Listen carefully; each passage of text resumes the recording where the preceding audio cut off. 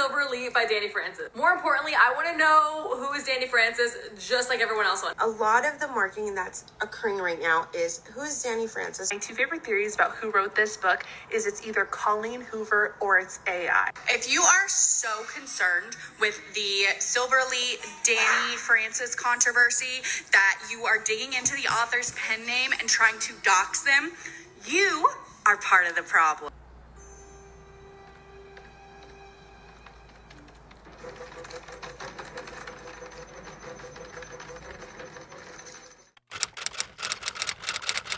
So the novel Silver Elite by Danny Francis was published with a ton of fanfare, big marketing push, and it's really paying off. The book is doing great. But people have found out that Danny Francis is actually a pen name. This isn't an author with a presence online. And it's turned into this big mystery, a little puzzle fans are trying to solve, and I get it. Solving mysteries is really fun. The publisher has revealed on their website that the author is apparently Canadian and also a New York Times bestselling author, which has led a lot of people to speculate, you know, why are they keeping their identity a secret? Is it an author who's been canceled for bad behavior or saying something terrible and the publisher is just trying to help them out? I mean, I'm not saying that's not the case, but I kind of doubt it. Some are, you know, speculating that it's ghostwritten, which I have to say is, like, as a ghostwriter, this isn't how ghostwriting works. When it's ghostwriting, someone else, like a real human person's name is on the book and you secretly wrote that for them. In this case, it's just someone using a pen name. That's not the same as ghostwriting. And some people are saying with a heavy amount of disdain that this is like an IP or a book packager kind of a situation. And again, as an editor for a book packager, can I just say it's not necessarily a dirty word. Like, I understand why people think writing by committee can often lead to some very soulless corporate sounding projects. That is definitely the case. Sometimes it's happened, but in my situation, and I think in a lot of situations, it's just a very small team of people, of editors, who look at what's selling. We try to come up with fresh, exciting ideas to hit that target audience, and we keep a lot of things open in the project for the author to bring in their own creativity, and a lot of love goes into it. So I don't know, in defense of book packagers, but that's not the point of this video. The point of this video is that I don't think the real controversy here, and the real thing that I, as someone who works in the industry, would be paying attention to, I don't think it's who the identity of the author is. I am kind of on the team that is saying, you know, speculation is fine, but let's not dox this person. People sometimes have very real reasons for keeping privacy private. For example, I knew an author about a decade ago, and when their debut came out, they used a pen name because quite literally their safety in their real life would be threatened if people in their lives knew that they had written this particular book. Oh, and one more thing I have to say, because this is relevant, is that I saw someone on Reddit say, maybe this is a mid-list author and the publisher is just trying to give them a second chance, and that's why they used a pen name. Which, first of all, I think this has already been debunked, because now we know that the author is under their own name a New York Times bestselling author, so they're not mid-list. But two, that is hilarious, because I am so sorry to tell you that is not what publishers do for mid-listers. I, as an editor, have actively tried everything I can do to help mid-list authors that I work with to make their next book a big breakout book, and I hit a brick wall every time. No, you can't use a pen name. They can't use a pen name. It's like, once your sales are mid, and they want nothing more to do with you. They don't want to help you. Publishers do not give mid-list authors second chances. When those second chances happen, it's not because, it's almost in spite of the publisher and not because of the publisher. And that brings me to what actually bugs me about Silver Elite and what I think the real controversy is. This book was released with virtually no visible marketing from the actual author. No one knows who this author is. They are not hustling on TikTok, on Instagram, on YouTube, on any other social media. They're not doing interviews. No online hustle. I'm not saying they aren't doing anything, but they aren't doing anything that they have to put their face and their name and their words to. And yet, it's selling like crazy. Why?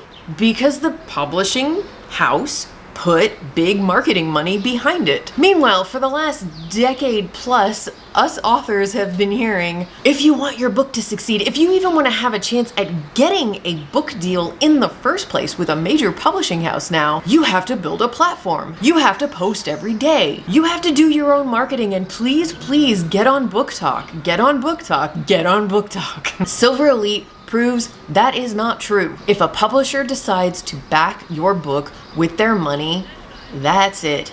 That is the secret sauce. And us authors, we've known this all along. And I feel like, again, we have been engaging in like trying to fight off over a decade's worth of gaslighting from publishers about why it's actually us that has to do all the marketing work. So why are they still feeding us this lie? I really mean this now. I genuinely want to know. I get a couple of emails a month from people who have watched these videos, and you don't want to leave comments down below because you don't want to be public about it because this industry can be weird, and I get it, but you want to have a private conversation with me about some topic that I talked about in one of my videos. And I've really enjoyed these conversations, and I will always respect everyone's privacy and never ever ask anyone to go public.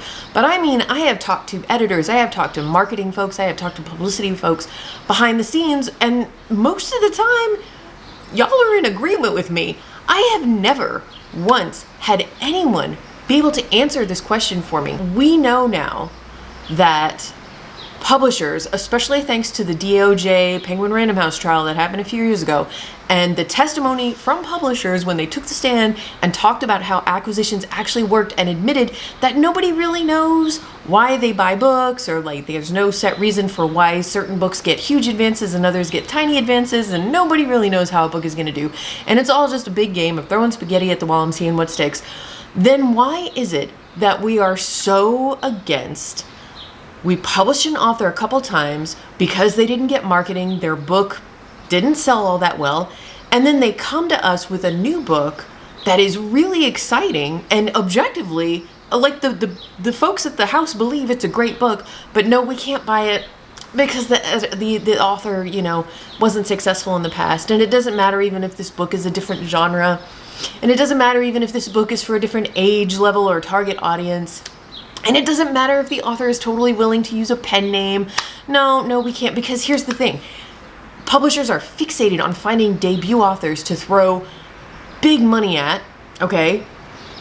Because they're not weighed down by a sales track. But I don't think anybody in the industry actually believes that readers out there looking online for books, looking on social media for books, browsing in bookstores for books, are looking at a new book and saying, oh, this looks really good. This looks like a story I want to read. Let me just hop on BookScan and type in this author's name and see what their sales track record looks like. Oh, their last book only sold 3,000 copies. Well, I'm not going to buy this one. Readers don't do that. Readers don't give a crap.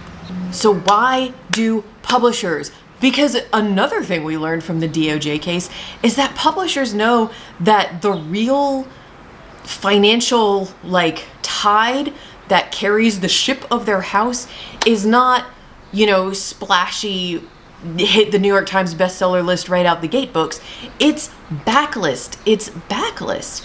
And now I want to bring your attention to another huge phenomenon, which is the Fourth Wing trilogy. It's sold, I don't know, a gajillion copies since it came out. It's in the romantasy genre. It's huge. It is by an author named Rebecca Yarros, and yes, that is her real name. Here's the thing. I thought I couldn't be happier for her for the success she had on that book, because that first book, Fourth Wing, because I know that it was not a big splashy deal and did not get a huge marketing push. It was genuinely the right book in the right genre at the right time. It just hit, took off on Book Talk, and became a phenomenon. And I love that. I love when that happens, and I was so happy for her.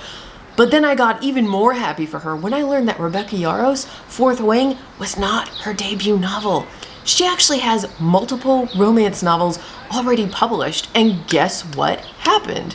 When Fourth Wing took off, readers, while waiting for the next installment in that trilogy, went and looked for her other books and bought them, and her backlist got a boost, and I bet her publisher was thrilled with that because that's good for them too. So why aren't publishers looking at new exciting books from mid-list authors and saying, hey, if we throw a lot of money behind this and we try to help this take off, not only will we benefit from the sales of this one book, we might benefit from the sales of all the other books they've written in the past.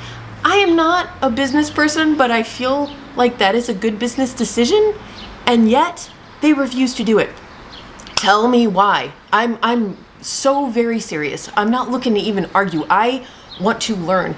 As an editor, as someone who has to reject authors myself, I want to know why. Because there's nothing more I hate than having to send a rejection letter to an author where the rejection is solely based on their backlist and nothing else, and I have nothing to justify it, nothing to back it up. It's driving me crazy. Please help me out. If you are an insider and you're watching this, email me. I'm desperate to know. And so yeah, I think that is the actual controversy behind Silver Elite that we should be talking about if we're talking about anything. I don't care who Dani Francis is. I'm very happy for their success. I think the real controversy is why are publishers still pretending that the author is the reason a book sells and not the book and the marketing money put behind it. If you're in publishing and you've got answers, my inbox is open. If you're a fellow author and you're tired of being told to hustle harder for scraps, you're not alone. Thanks for watching, and if you like this video, please like, subscribe, and then go take a nap because you earned it.